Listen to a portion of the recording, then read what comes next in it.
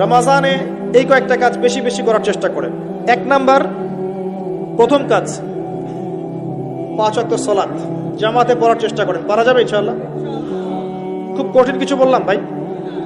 তার আগে একটা কাজ বলি, তারও আগে সেহরি করতে উঠেছেন, এমন ভাবে খাবেন না যেটা এটা আপনার জীবনের শেষ খাওয়া। এমন ভাবে খাবেন না আল্লাহর ওয়াস্তে। এই জায়গায় আপনি খাওয়া নিয়ন্ত্রণ করতে না পারলে প্রবৃত্তিকে নিয়ন্ত্রণ করতে পারবেন না।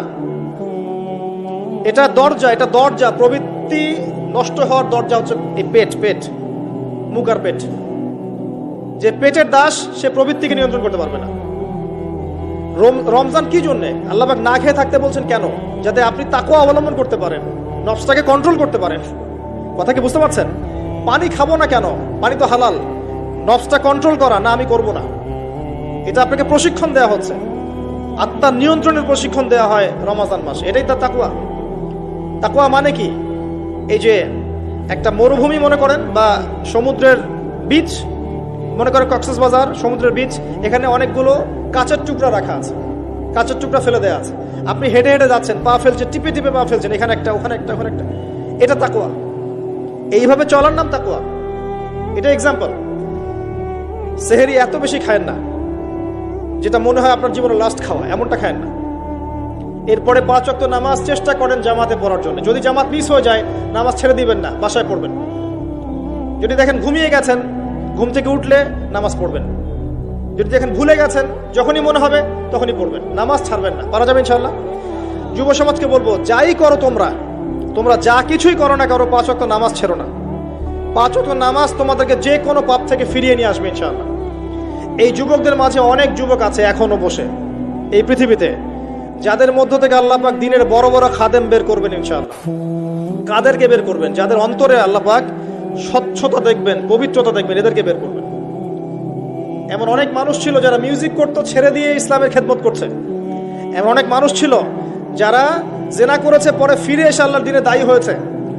এমন অনেক মানুষ আছে যারা বড় বড় কবিরা গুনাহ করেছে, পরে তওবা করে ফিরে এসে আল্লাহর দিনের খেদমত করছে, আছে না? এই মানুষগুলোকে আল্লাহ পাক হেদায়েত দিলেন কেন? উত্তর, তাদের কলবটা ছিল পরিচ্ছন্ন, সৎ অন্তর ছিল, আল্লাহর ভয় ছিল মনের মধ্যে। আল্লাহর ভয় থাকে, ফিরে আসবে ইনশাআল্লাহ। আমরা দোয়া করি আল্লাহ পাক তাদেরকে ফিরিয়ে দেখ। আমিন। শুধু তাই নয়, এখন ইসলামের যারা প্রকাশ্য শত্রু, তাদের মধ্য থেকেও আল্লাহ পাক ওমর এবং হামজা রাদিয়াল্লাহু আনহুর মতো মানুষ বের করতে পারেন। জানেন, ওমর রাদিয়াল্লাহু আনহু তরবারি নিয়ে বের হয়ে যাননি, তাকে আল্লাহ পাক দ্বিতীয় খলিফা বানাননি। তার মনটা ছিল পরিচ্ছন্ন, আল্লাহ পাক কবুল করেছেন। 5 ওয়াক্ত সালাত পড়ার চেষ্টা করেন জামাতের সাথে, আল্লাহ পাক তৌফিক দান করুন। একইভাবে ইফতার যখন করবেন, তখন এমন ভাবে খাবেন না এটা শেষ খাওয়া। গোগ্রাসে খাবেন না, 10টা 20টা 30টা আইটেম করার দরকার নাই। যতটুকু হলে আপনার ইবাদত করার শক্তি চলে আসে, এনাফ। আর বেশি বেশি হাইজেনিক খাবার খাবেন। বাইরের খাবার ভাজা পোড়া বেশি খেতে যায় না, অসুস্থ হয়ে যাবেন। আমরা ইফতারে কিন্তু একদম বিরিয়ানি, পোলাও, কোরমা কত কি খাওয়া শুরু করি। সিম্পল খাবার খাওয়া শুরু করেন, সিম্পল খাবার খান, হোমমেড ফুড খান, বাইরের ম্যানুফ্যাকচার্ড ফুড খান না। আপনি সুস্থ থাকবেন ইনশাআল্লাহ। কারণ ইফতারের পরে আসে আপনার তারাবি। ইফতার অল্প হালকা করেন। রমজান মাসে টার্গেট করেন যে আমি কোরআন অন্তত একটা খতম দিব। পড়া যাবে? 30 দিন 30 পারা, 1 পারা করে পড়া যাবে? যারা কোরআন পড়া জানি না, এই যে 1 মাস সময় আছে, 1 মাসের মধ্যে শিখে ফেলবেন। প্রমিস করেন, পারবেন? হাত উঁচু করেন, কথা দেন যে রমজান মাস আসার আগেই কোরআন তেলাওয়াত শিখে নেব ইনশাআল্লাহ। বায়াত করলাম, কিন্তু আপনারা সবাই আমার মুরিদ। বসেন, হাদিয়াও দিবেন, যেহেতু মুরিদ হয়েছেন এখন। হাদিয়া হচ্ছে দোয়া। কি দিবেন? দোয়া। রমজান মাসে 1 পারা করে প্রতিদিন 30 দিন 30 পারা পড়া যাবে ইনশাআল্লাহ। যারা হাফেজে কোরআন আছি, তারা কোরআনটাকে হেফজ চর্চা করবো এই মাসে, এবং তারাবির নামাজ পড়াবো। তারাবির নামাজে এমন মানুষকে ইমাম রাখবেন যার তেলাওয়াতটা প্রচন্ড বিশুদ্ধ এবং সুললিত, শুনলেই মন কেড়ে ফেলে, এমন মানুষকে তেলাওয়াত করতে দিবেন তারাবির নামাজে। দেখবেন নামাজে মনোযোগ বাড়তে থাকবে ইনশাআল্লাহ। এটাকে এনজয় করবেন, তারাবিকে এনজয় করবেন। ওই 3G 4G স্পিডে নামাজ পড়তে যায় না, রিল্যাক্সে নামাজ পড়বেন, রিল্যাক্সে। আর আমরা তো একটা ঝগড়ায় অভ্যস্ত, 8 রাকাত না 20 রাকাত। এই রমজানে আল্লাহর রাস্তায় ঝগড়া করতে যায় না। আপনি নামাজের কোয়ালিটি বাড়ায় দেন। যদি 8 রাকাতও পড়েন, নামাজটাকে লম্বা করে পড়েন নবীর মতো, পারা যাবে? আচ্ছা, নবী সাল্লাল্লাহু আলাইহি ওয়াসাল্লামের 8 রাকাতে দলিল তো দেয়া হয়, কিন্তু নবী সাল্লাল্লাহু আলাইহি ওয়াসাল্লাম যত লম্বা সময় ধরে 8 রাকাত পড়েছেন, এটা কি আমরা পড়ি? তাহলে আমরা সময়টা কেন নিলাম না?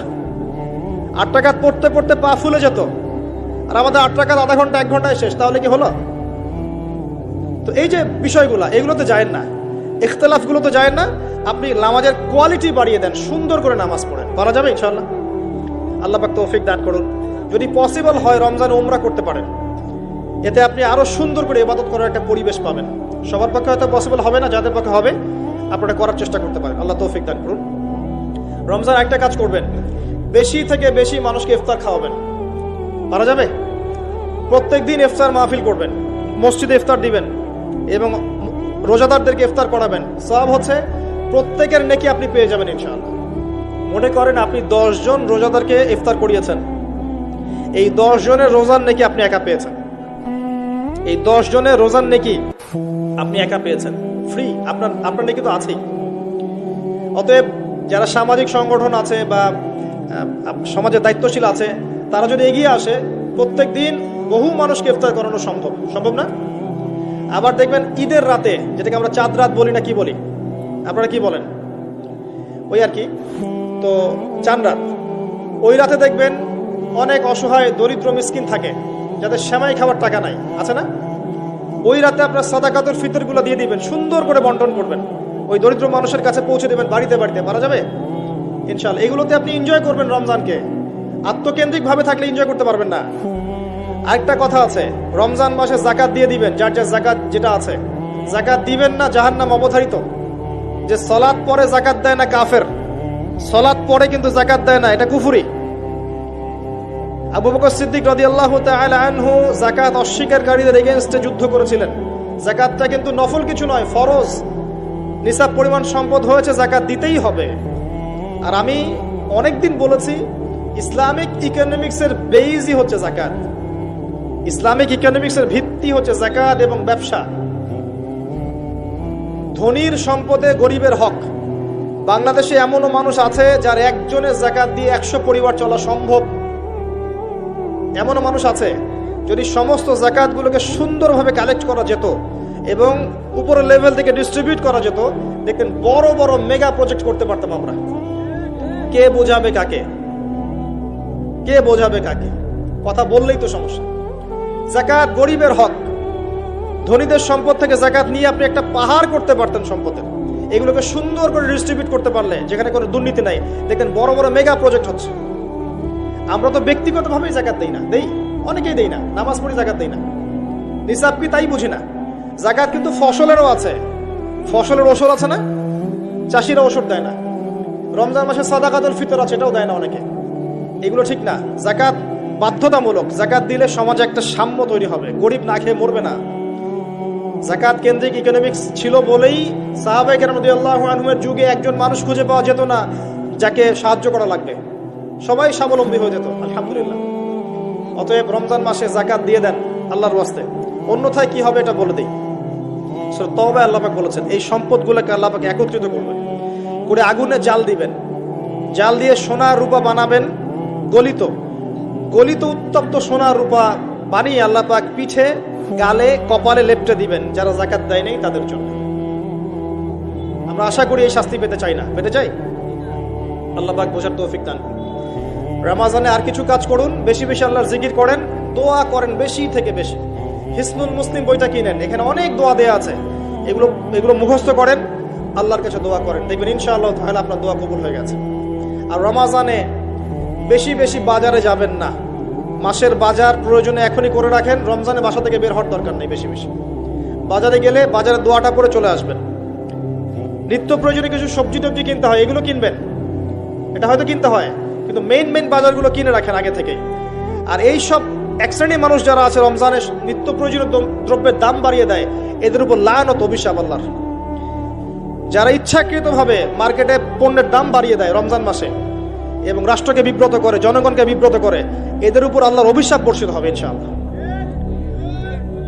এই কালোবাজারি যারা জোট চুরি করে, সিন্ডিকেট তৈরি করে, এই মানুষগুলোর উপর নবীর অভিশাপ থাকবে, আল্লাহর অভিশাপ থাকবে, দেখে নিয়েন।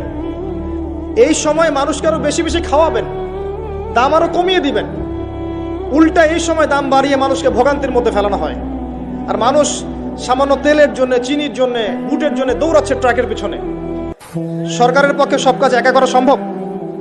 আমরাই তো সিন্ডিকেট করছি, এখানে তাদের কি দোষ?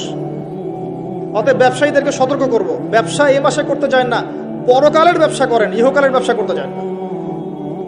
রমজান মাসে পণ্যের দাম ফিক্স করে কমিয়ে দেন, বাজার নিয়ন্ত্রণ হবে। তাহলে না হলে তো আপনারা জনগণকে কষ্ট দিচ্ছেন, গভর্নমেন্টকে কষ্ট দিচ্ছেন, সবাইকে কষ্ট দিচ্ছেন। এই ফল কে ভোগ করবে? এর ফল জনগণকে ভোগ করতে হয়। আল্লাহ পাক এই শ্রেণী মানুষের তাকদিরে হেদায়েত থাকলে হেদায়েত দেখ, না হলে ব্যবসা আল্লাহ পাক বরকত তুলে নেক। আমরা বদদোয়া করে দিই।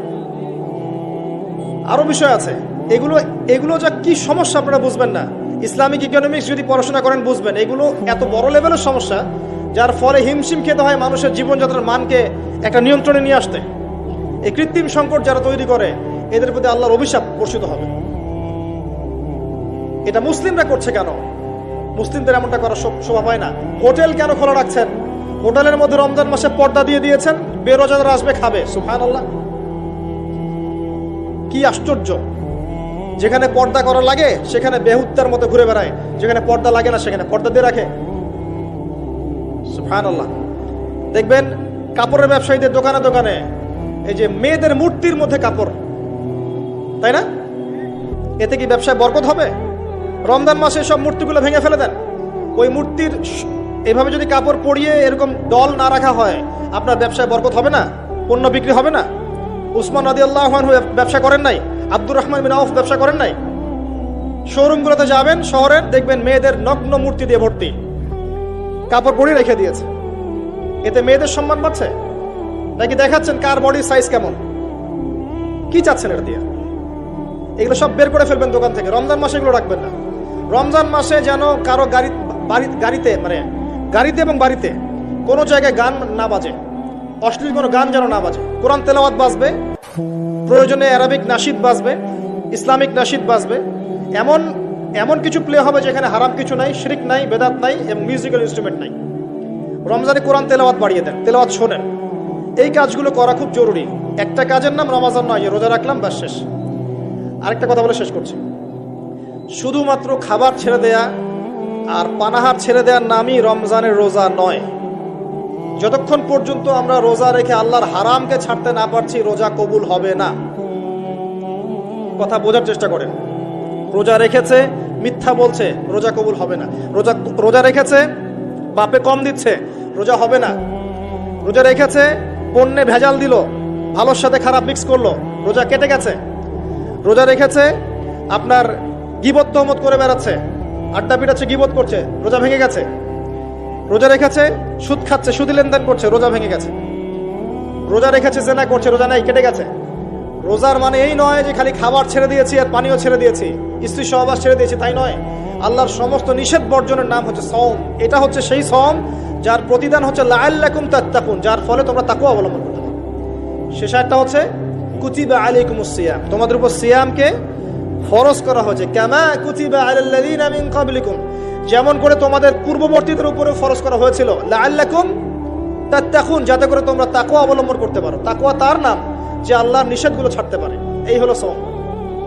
আরেকটা আয়াত আছে, শাহরু রমাদানাল্লাযী উনজিলা ফীহিল কুরআন, এই মাসে আল্লাহ পাক কোরআন নাজিল করেছেন। এটাই সেই মাস। এই মাসে আল্লাহ পাক কোরআন নাজিল করেছেন। বেশি বেশি কোরআন তেলাওয়াত করবেন, বেশি থেকে বেশি। কথা বলার দরকার নাই, বেশি মানুষের সাথে কোরআন তেলাওয়াত করেন। অ্যাপস আছে না ফোনে, কোরআন তেলাওয়াত করেন। 1 পারা 2 পারা পড়তে থাকেন। প্রত্যেক নামাজের আগে 10 পৃষ্ঠা, পরে 20 পৃষ্ঠা, পরে 10 পৃষ্ঠা পড়ার চেষ্টা করেন। পারা যাবে ইনশাআল্লাহ তাআলা। বেশি থেকে বেশি খতম দেন, আল্লাহ পাক তৌফিক দান করুন। যারা কোরআন বোঝেন, এই মাসে কোরআন তাদাব্বুর করেন, গবেষণা করেন। লাস্ট ওয়ান, লাইলাতুল কদর আছে শেষ দশকে। এই শেষ দশক সম্ভব হলে ইতিকাফ করার চেষ্টা করেন। যদি ইতিকাফ করা সম্ভব না হয়, শেষ দশকে রাত্রেবেলা বাসা থেকে বাইরে বের হবেন না, মোনাজাতে থাকবেন, জায়নামাজে থাকবেন। পারা যাবে ইনশাআল্লাহ। ওই রাতগুলোর মাঝে একটা রাত আছে, এটা 27 রাতই হবে জরুরি না। এটা 21 হতে পারে, 23 হতে পারে, 25 হতে পারে, 27 হতে পারে, 29 হতে পারে। এই জন্য শেষ দশকের প্রতিটা রাত, স্পেশালি বিজোর রাতগুলো জাগার চেষ্টা করেন। পরিবার বর্গকে জাগান, কোমর বেঁধে নেন, স্ত্রী সহবাস ছেড়ে দেন, যদিও রাত্রেবেলা জায়েজ ছেড়ে দেন, আসেন আল্লাহর সামনে দাঁড়ান, নিজের চাওয়া পাওয়া, কষ্টের কথা, দুঃখের কথা, গুনাহের কথা সব আল্লাহর সাথে শেয়ার করেন। ইনশাআল্লাহ দেখবেন ঈদ উল ফিতর আপনার জন্য হবে ইনশাআল্লাহ। বান্দা সেজদায় আল্লাহর যতটা কাছে থাকে অন্য কোনো সময় এত কাছে যেতে পারে না। আর আমরা কি করে টুপ করে সেজদা দিয়ে টুপ করে উঠে যাই, একটা দোয়া করার সুযোগ পাই না, চান্সও দেই না। সেজদায় দোয়া কবুল হয়, প্রত্যেকটা সেজদায় একটা করে দোয়া করেন না, একটা করে দোয়া করেন। আরবিতে দোয়া করতে পারলে সবচেয়ে ভালো, যেগুলো কোরআন এবং সুন্নাহ থেকে সাব্যস্ত। যদি নফল নামাজ পড়েন, আপনার আরবি জানা নাই মোটেই, বাংলাতেই বলেন আল্লাহ আমি অসুস্থ, আমাকে শেফা দাও, আল্লাহ আমার ছেলেটাকে হেদায়েত দাও, আল্লাহ আমার রিজিক প্রশস্ত করে দাও, আল্লাহ আমাকে হালাল রিজিকের ব্যবস্থা করে দাও, আল্লাহ আমাকে মাফ করে দাও, বলা যায় না?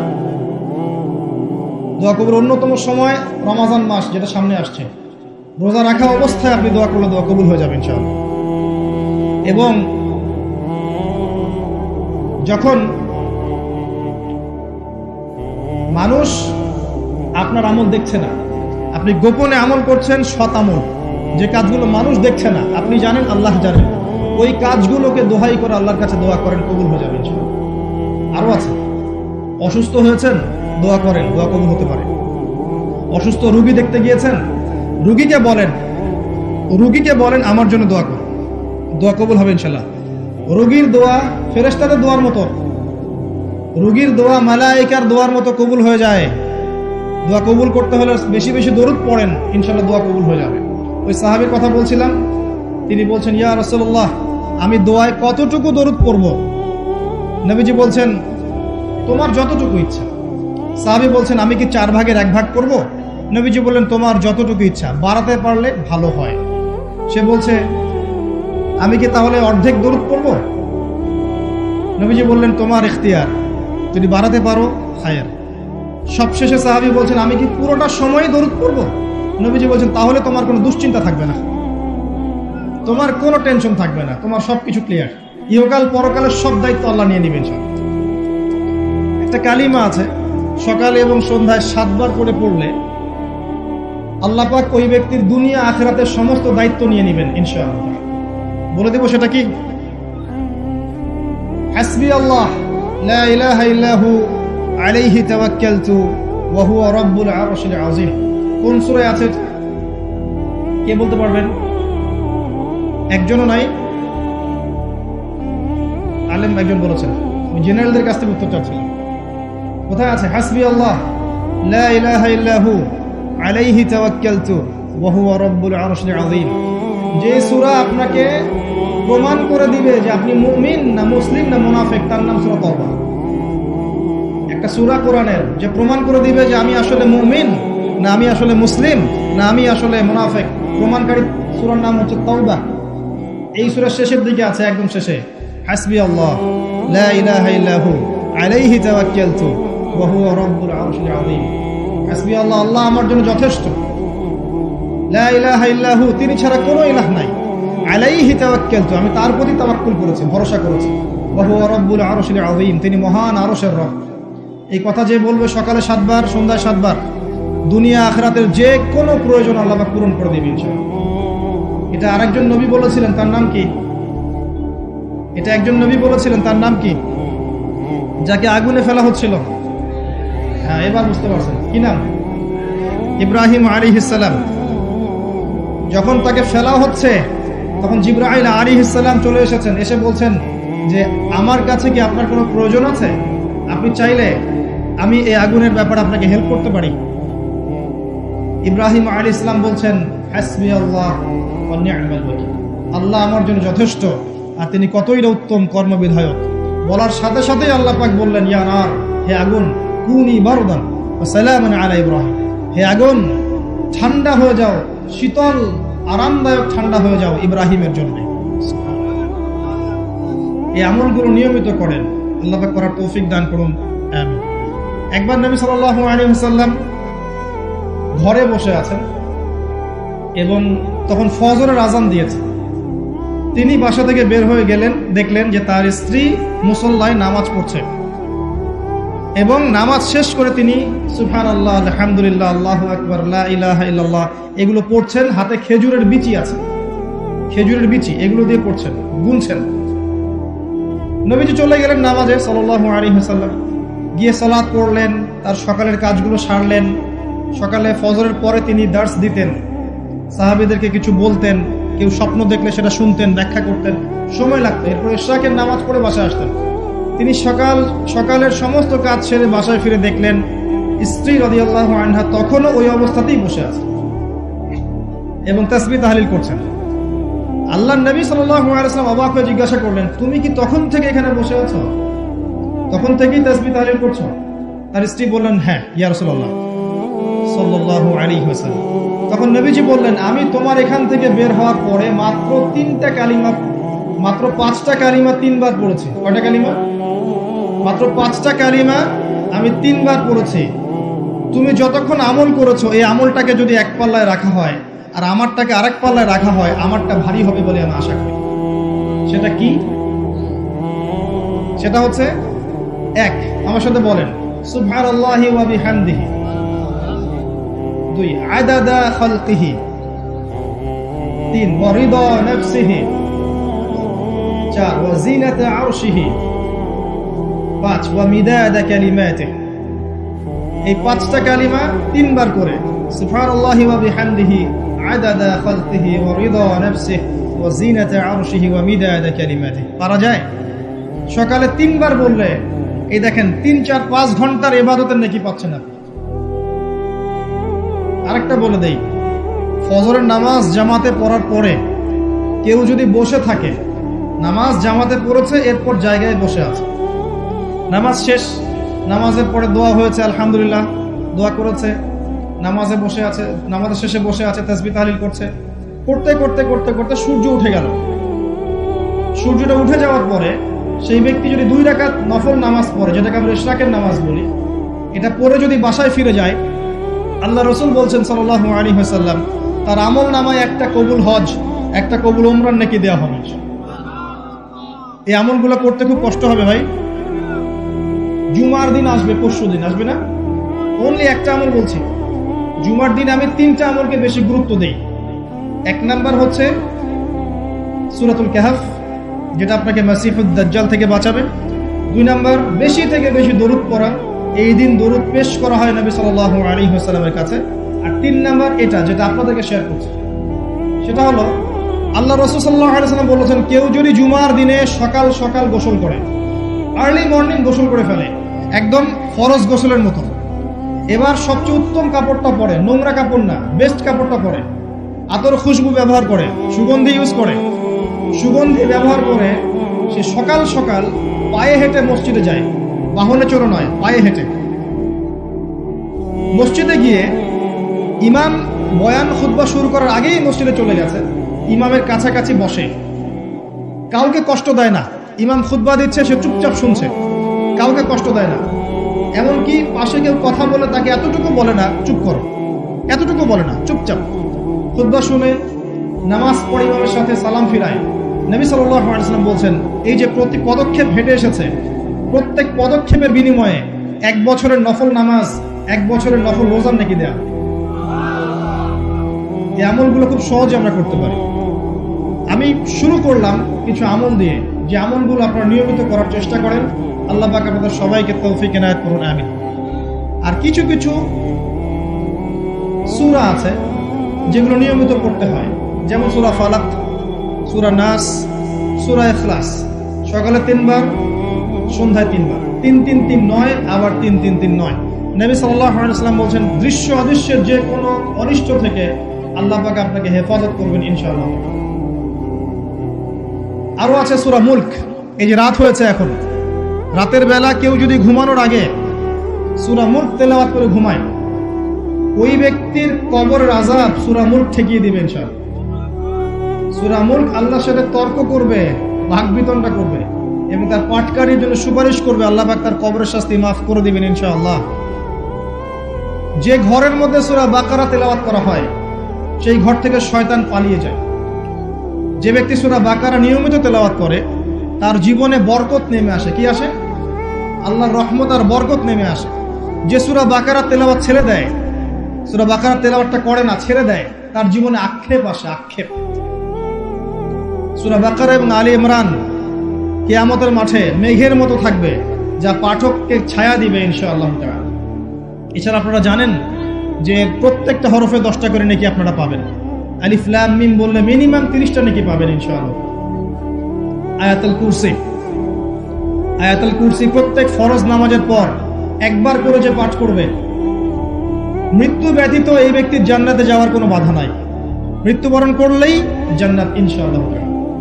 আরেকটা আমল বলে দেই, সূরাতুল বাকারা এর শেষের 3টা আয়াত। আমাদের নবী সাল্লাল্লাহু আলাইহি ওয়াসাল্লাম মেরাজে গিয়েছিলেন। মেরাজে নবী সাল্লাল্লাহু আলাইহি ওয়াসাল্লামকে আল্লাহ পাক 3টা হাদিয়া দিয়েছেন স্পেশাল। কয়টা? তার প্রথমটা হচ্ছে 50 ওয়াক্ত সালাত, যেটাকে আমরা এখন 5 ওয়াক্ত পড়ি, কিন্তু নেকি হবে 50 ওয়াক্তের। যে 5 ওয়াক্ত পরে 50 ওয়াক্তের নেকি হবে ইনশাআল্লাহ। এই উম্মতের যে কেউ যে কোনো ভালো কাজ করলেই 10 দিয়ে গুণ করা হবে ইনশাআল্লাহ। 1 টাকা দান করেছেন, 10 টাকার নেকি পাবেন মিনিমাম। একটা ভালো কথা বলেছেন, 10টা ভালো কথার নেকি পাবেন ইনশাআল্লাহ। একটা রোজা রেখেছেন, 10টার নেকি পাবেন ইনশাআল্লাহ। এই উম্মতের জন্য খাস, একটা ভালো কাজ করলে 10 গুণ বাড়িয়ে দেওয়া হয়, কিন্তু একটা খারাপ কাজ করলে 10 গুণ বাড়ানো হবে না, একটাই থাকবে ইনশাআল্লাহ। প্রথম হাদিয়া 50 ওয়াক্ত নামাজ।